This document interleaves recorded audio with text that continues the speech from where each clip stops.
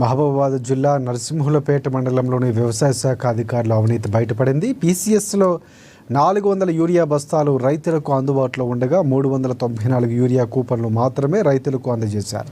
మిగతా 6 కూపన్లను రైతులకు ఇవ్వకుండా దాచుకోవడంతో రైతులు నిలదీశారు. దీంతో ఏఈఓ మౌనిక, ఏఓ వినయ్ కుమార్ జేబులో ఉన్న యూరియా 6 కూపన్లను చించివేశారు. ఈ కూపన్లు రైతులకు ఇవ్వకుండా దాచిపెట్టిన అధికారులు అవినీతి బయటపడుతుందనే భయంతోనే చింపివేశారంటూ స్థానిక రైతులు ఆగ్రహాన్ని వ్యక్తం చేస్తున్నారు. యూరియా బస్తాల కోసం గంటల కొద్దీ రాత్రి 1 గంట నుంచి మధ్యాహ్నం 1 గంట వరకు క్యూలైన్లో నిలబడి ఉన్న తమకు ఇవ్వకుండా అక్రమాలకు పాల్పడుతున్నారంటూ రైతులు మండిపడ్డారు.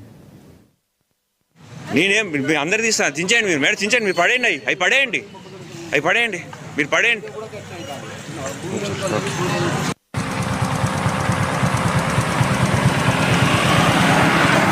మీరు చించేయండి సార్, మీరు చించేయండి.